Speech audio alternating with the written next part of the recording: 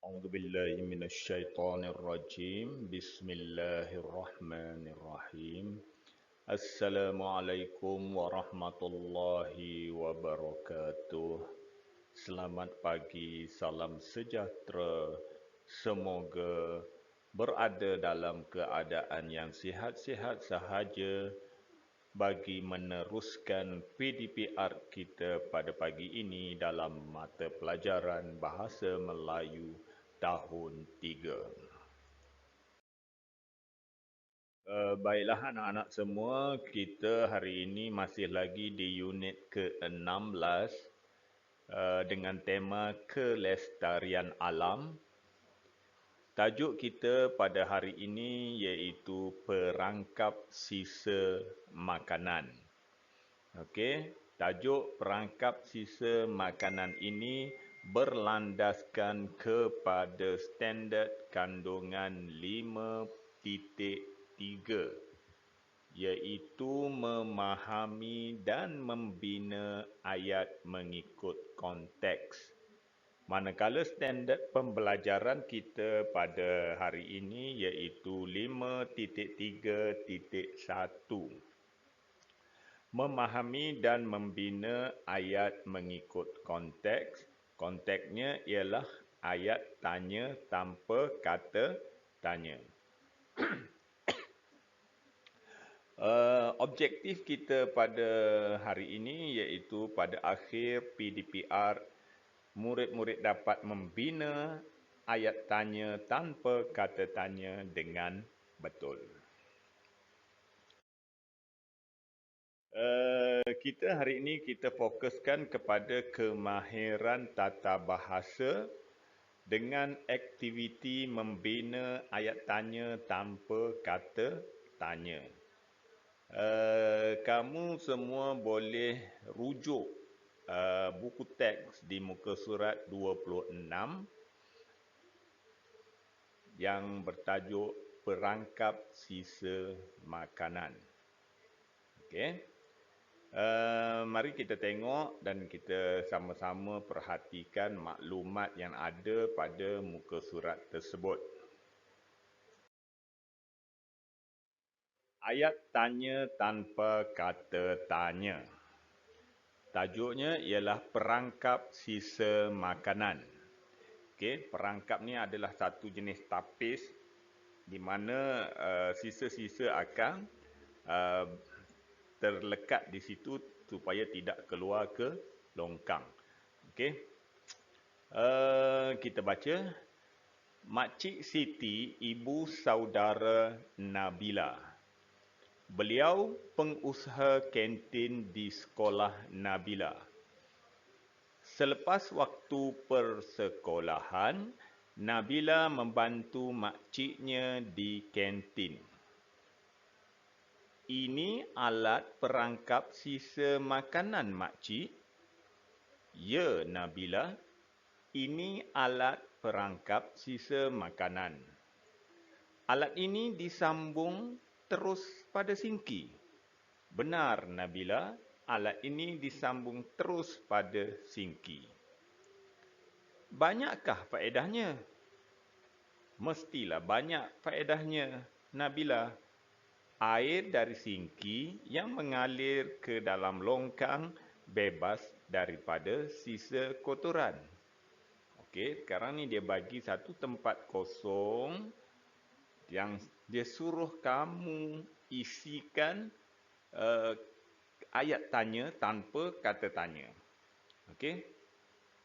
Jawapan yang diberi oleh Makcik Siti, boleh.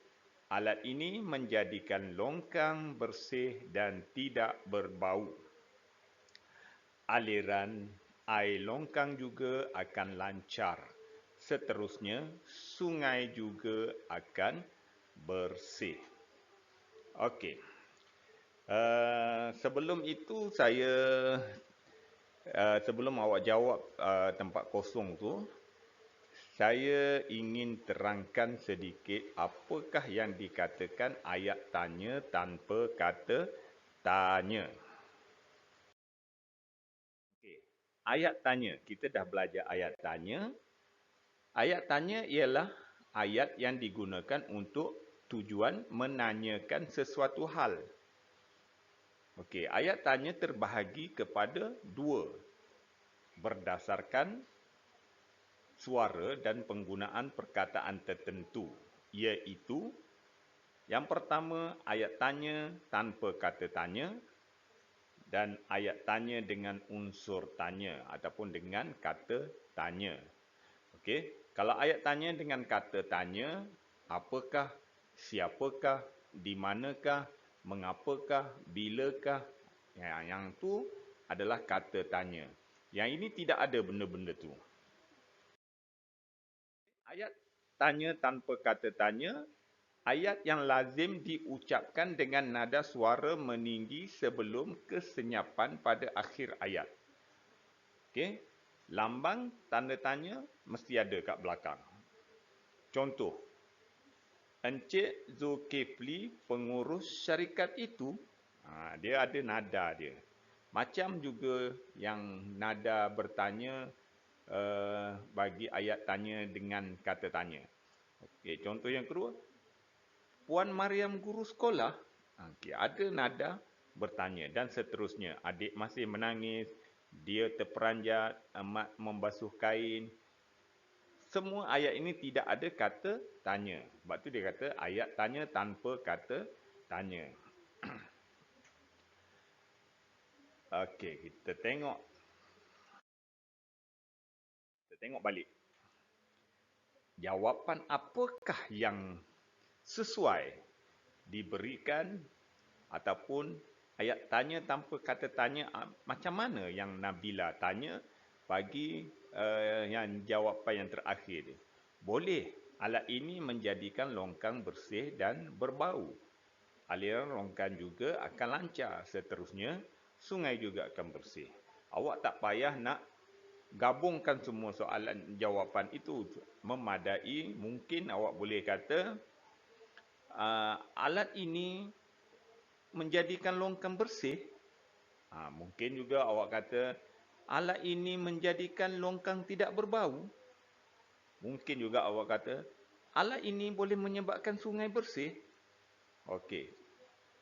Macam-macam boleh buat. Tak perlu awak kata, alat ini menjadikan longkang bersih, tidak berbau, air sungai laju.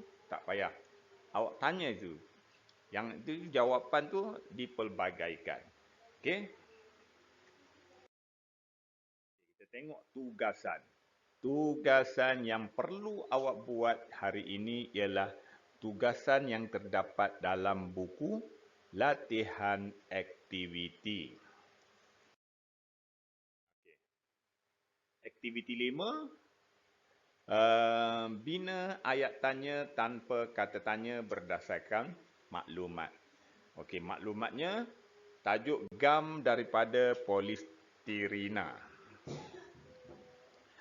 Alia sedang membentangkan hasil kerja kumpulannya di hadapan kelas. Kumpulan yang mengemukakan banyak soalan akan dikira sebagai pemenang. Cuba bina soalan kamu. Okey, bina soalan tanpa kata tanya. Okey, gam daripada polistirina. Okey. Yang pertama, diadun dengan tandan kelapa sawit menjadi bahan gentian. Dapat mengurangkan masalah pencemaran alam sekitar. Malaysia negara pertama memproses polistirena menjadi gam. Polistirena mengambil masa sangat lama untuk hancur. Boleh digunakan untuk melekatkan kayu dan plastik. Okey, daripada 5 isi yang diberikan itu, awak kena bina. Dia ada 6, satu dia dah bagi. Kayu dan plastik boleh dilekatkan menggunakan polistirena. Itu satu yang dia bagi contoh. Jadi, awak kena bina lagi berdasarkan pada 4 tu, awak kena bina 5 ayat tanya tanpa kata tanya. Okey. Contohnya, Malaysia negara pertama memproses polistirena. Okey, itu tanda soal. Okey, jadilah ayat tanya tanpa kata tanya. Ini adalah tugasan awak pada hari ini. Saya rasa setakat itu saja untuk hari ini. Semoga kamu dapat memahami apa yang kita bincang pada hari ini dan seterusnya dapat menjawab soalan dengan baik. Okey, selamat belajar. Sekian. Terima kasih dan Assalamualaikum warahmatullahi wabarakatuh.